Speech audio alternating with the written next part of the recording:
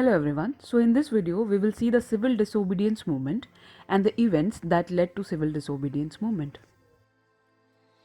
At Calcutta Congress session in 1928, the Nehru report was outrightly rejected by the young elements of Congress like Jawaharlal Nehru and Subhash Chandra Bose, as the demand of the report was dominion status and the young member of Congress wanted total independence only. On the contrary to the demand of the younger elements of Congress, the older leaders like Gandhi and Motilal Nehru suggested that they should not outrightly reject the demand of dominion status and give some time to the British Empire to think over their demands. Gandhi and Motilal Nehru suggested that they should give 2 years time to accept the demand of dominion status to the government. But under the pressure from the younger elements, this period was reduced to 1 year. Congress made a clear stand that if the government fails to admit their demand, they will not only launch civil disobedience movement but also will demand complete independence. Now we will look at the political activities during 1929. In 1929, the main focus was on Gandhi's leadership and the events for which Gandhi was chosen to be the sole leader. But here, one of the significant change could be seen on the extremist part as they changed their course of action to violence again. Gandhi travelled during 1929 preparing people for direct political actions. Also, the Congress Working Committee organized a foreign cloth boycott committee, and the other developments which kept the political temperature high during 1929 included Meerut conspiracy case, bomb explosion in Central Legislative Assembly by Bhagat Singh and B.K. Dutt. One of the most important events of that time was Irwin's declaration on October 31st, 1929. Now, this declaration was a combined effort of the Labour government, who were always sympathetic to Indian aspirations than the Conservatives, and a conservative viceroy. The purpose behind the declaration was to restore the faith in the ultimate purpose of the British policy. In this declaration, Irwin declared that with the permission of the British Crown, they acknowledge that the natural issue of India's constitutional progress, as they contemplated, is the attainment of dominion status. This simply meant that the British government was not oblivion to the demands of the nationalists. However, there was no time scale of the promise to give India the dominion status for a long time. This was another attempt of the British to create an illusion where they seemed to be understanding and willing to accept the demand of dominion status put forward by the nationalists. But the reality was different. There was nothing new or revolutionary in the declaration. Lord Irwin also promised a roundtable conference after the Simon Commission submitted its report. When Irwin talked about roundtable conference, nationalists who lacked faith in this declaration of Irwin put forward their demands to attend the roundtable conference. This came to be known as Delhi Manifesto. It was declared on November 2nd, 1929 at a conference at Delhi with presence of prominent national leaders.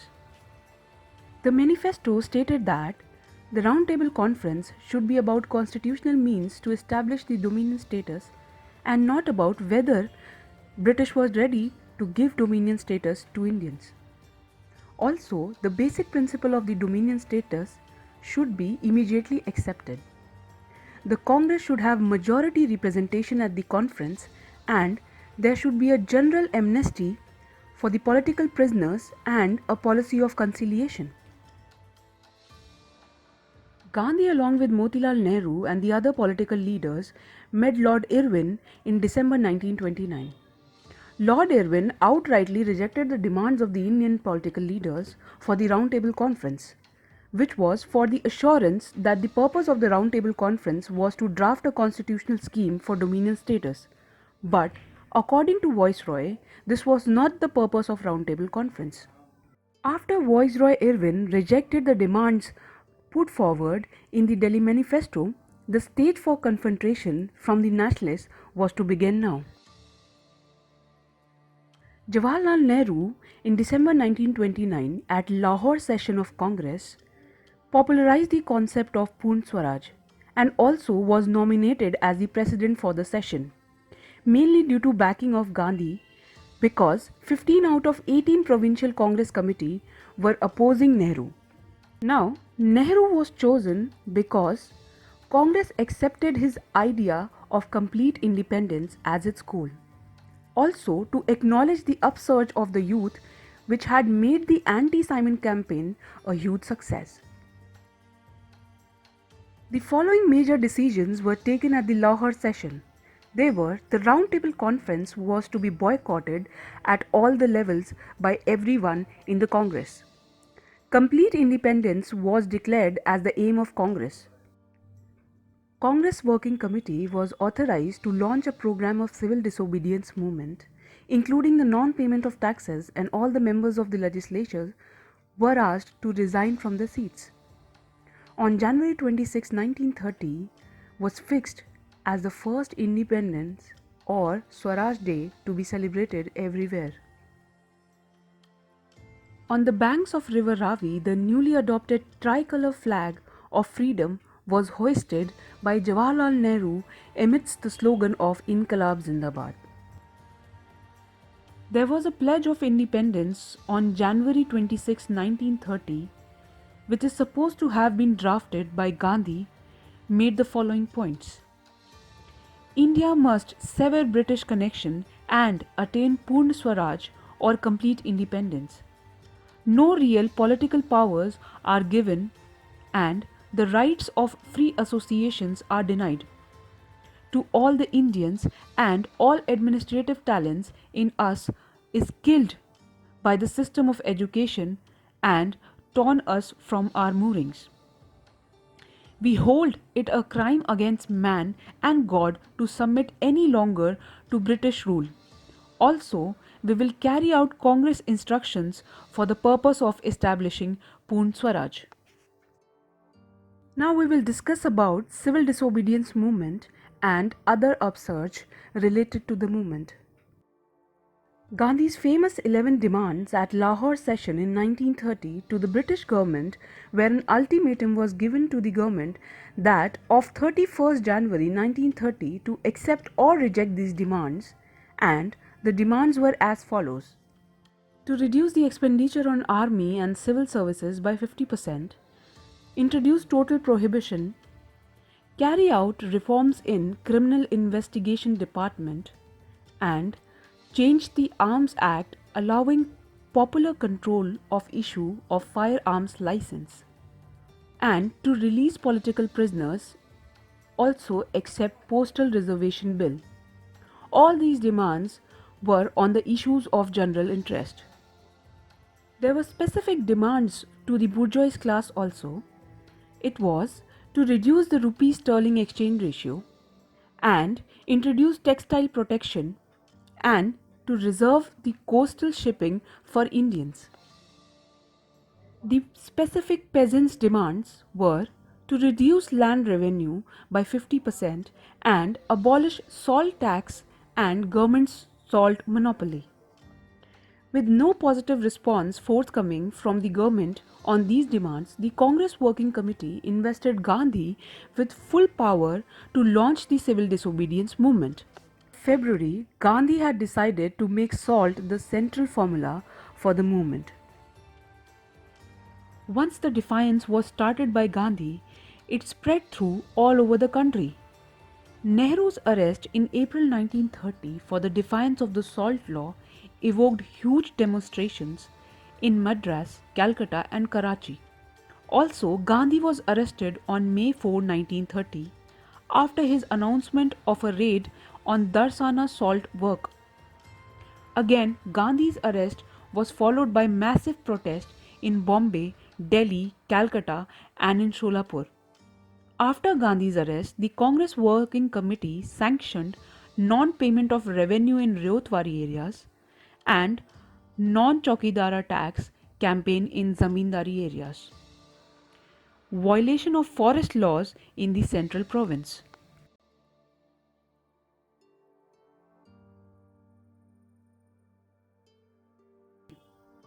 In Tamil Nadu on April 1930, C. Rajgopalachari organized a march on the Tanjore coast to break the salt law.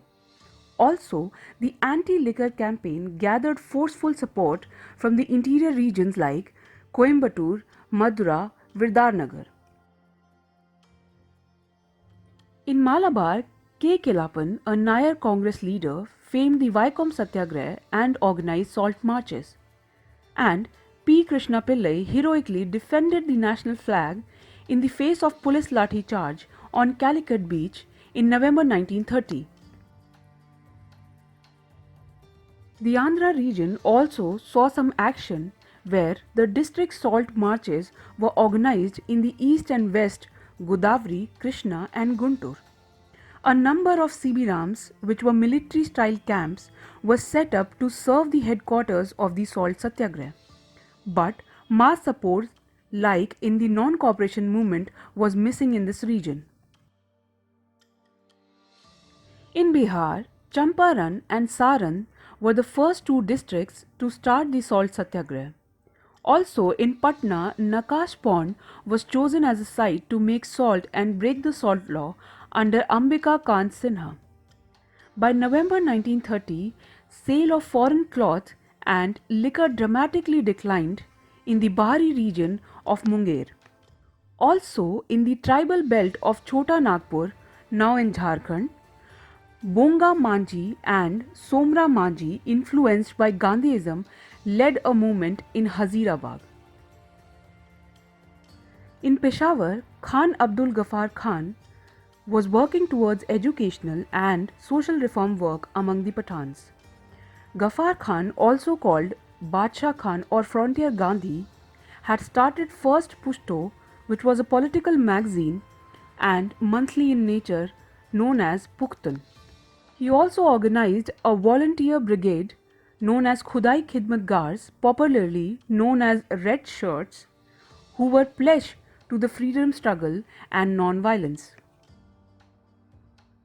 At Darsana on May 21, 1930, Sarojini Naidu, Imam Sahib and Manilal, Gandhi's son, took up the unfinished task of leading a raid on Darsana salt works, which was promised by Gandhi. The unarmed and peaceful crowd was met with a brutal lathi charge which left 2 dead and 320 injured. In the northeast, Manipur and Nagaland took a brave part in the movement. At the young age of 13, Rani Gaidenliu, a Naga spiritual leader, followed her cousin Haipo Jagdannag, who was born in what is now the state of Manipur, raised the banner of the revolt against the foreign rule. As the reformist religious movement in these areas steadily turned political, the British authorities caught her cousin and hanged him on charges of treason in 1931. Also, a manhunt was launched for Rani Gaidenliu and she outwitted the British till October 1932 when she was finally captured. There was a noticeable impact of this agitation and the imports of the foreign cloth and other items fell. Also, the government suffered a loss of income from the liquor, excise and land revenue. Also, the election of the Legislative Assembly were largely boycotted. The government's response to the agitation in 1930 was puzzled and also suffered an erosion of power. Once the repression began, the ordinances banning civil liberties were freely used and press was being gagged. Provincial governments were given freedom to ban the civil disobedience organizations. There were brutal lathi charges by the British government and firing on the unarmed crowd, which left several killed and wounded. Also in July 1930, the Viceroy Lord Irwin suggested a roundtable conference and reiterated the goal of dominion status. For this purpose, in August 1930, Motilal Nehru and Jawaharlal Nehru were taken to Yarwada jail to meet Gandhi and discuss the possibility of a settlement. The Nehrus and Gandhi put forward the demands like right of secession from Britain and complete national government with control over defense and finance. Also, an independent tribunal to settle Britain's financial claims. A truce pact known as Gandhi-Irwin Pact was signed in 1931, and on January 25, 1931, Gandhi and other members of the Congress Working Committee were released unconditionally. This pact placed Congress on equal footing with the British government. Irwin, on behalf of the government, agreed upon immediate release of all the political prisoners not convicted of violence and remission of all the fines not yet collected. Also, return of all the lands not yet sold to the third parties and lenient treatment to those government servants who had resigned. The British government also agreed on right to make salt in the coastal villages for the personal consumption and not for sale, right to peaceful and non-aggressive picketing, and withdrawal of emergency ordinances.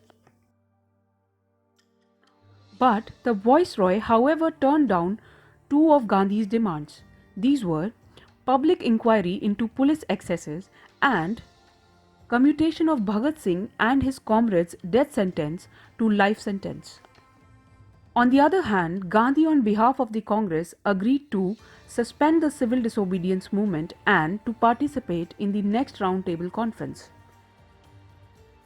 Now, here comes a question that was Gandhi-Irwin Pact a retreat? We cannot call it a retreat because mass movements are necessarily short-lived.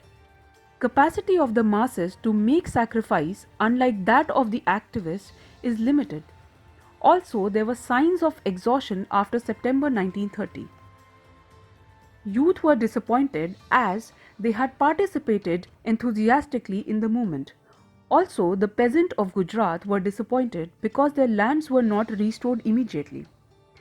Many of the people were happy that the government had been made to regard their movement as significant and treat their leaders as equal and sign a pact with them.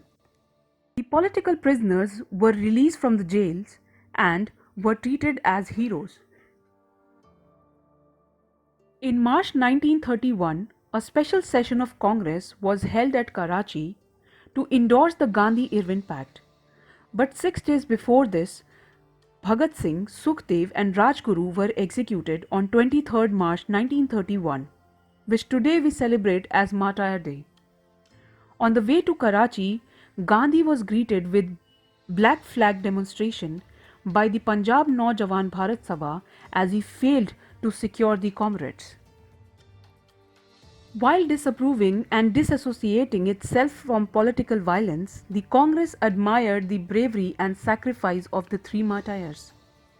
The Delhi Pact of Gandhi and Irwin was endorsed, and the goal of Purna Swaraj was reiterated. The two resolutions were adopted. One was on the fundamental rights and the other was on the national economic program. This resolution at Karachi was to remain in essence of the basic political and economic program of the Congress in the later years. The resolution on fundamental rights guaranteed at the Karachi session were to free speech and free press, right to form associations, and right to assemble. Also, universal adult franchise and equal legal rights irrespective of caste, creed, and sex. Neutrality of the state in religious matters and free and compulsory primary education. Also, protection to culture, language, script of minorities and linguistic groups.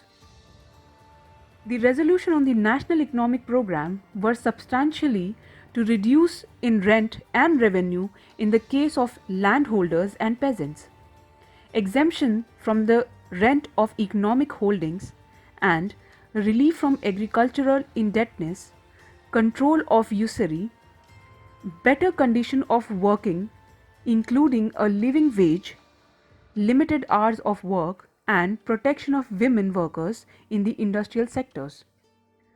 right to workers and peasants to form unions. Also, state ownership and control of key industries like mines and means of transport. Thank you for watching the video. I hope it was informative. Please like this video and subscribe to our channel.